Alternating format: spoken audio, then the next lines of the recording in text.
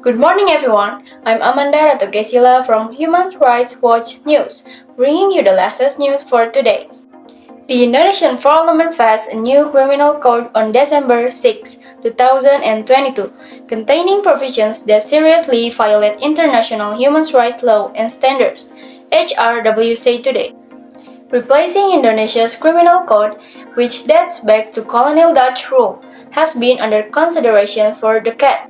In September 2019, President Joko Widodo decided to delay parliamentary passage of a precious version of the dark criminal code after massive street protests.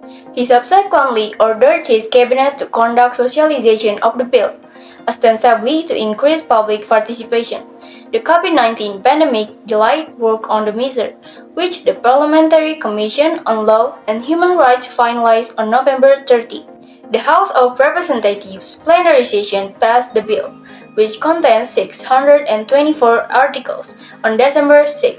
The law making consensual sex outside of marriage a criminal offense is a full-scale assault against the right to privacy, permitting intrusion into the most intimate decisions of individuals and families, HRW said. Indonesia has millions of couples without marriage certificates who will be theoretically breaking the law, especially among indigenous people or Muslim in rural areas who marry only using Islamic ceremonies called kawin siri. While the crimes of sex or cohabitation outside marriage can only be prosecuted on the complaint of the husband, wife, parents, or children of the accused, it will disproportionately impact women and LGBT people who are more likely to be reported by husbands for adultery or by families for relationships they disapprove of, HRW said. Same-sex couples cannot marry in Indonesia, so this clause also effectively renders all same-sex conduct illegal. This is the first time in Indonesia's history that adult consensual same-sex conduct has been proscribed by law. Moreover, articles in the law maintain the criminalization of abortion with some exceptions, and now also criminalize distributing information about contraceptions to children and providing information about obtaining an abortion to anyone, which especially harms women and girls. Such provisions violate women's and girls' right to comprehensive and inclusive sexual and reproductive health, education, and information. They also negatively impact women's and girls' ability to protect their health, make informed choice about their bodies and having children, and can lead to unwanted pregnancies which can affect a range of rights, including ending a girl's education, contributing to child marriage, as well as putting women and girls' health and lives at risk.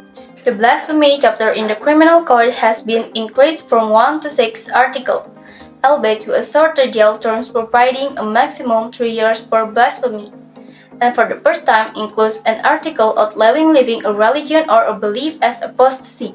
Anyone who attempts to persuade a person to be a non-believer in a religion or belief can be prosecuted and jailed, a serious setback to protecting freedom of religion and belief in Indonesia.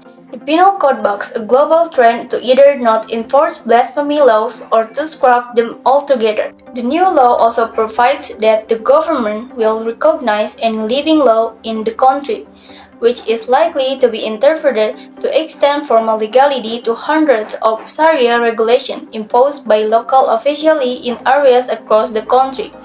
Many of these regulations discriminate against women and girls, such as curfew for females, female genital mutilation, and mandatory hijab dress codes. Many of these regulations also discriminate against LGBT people.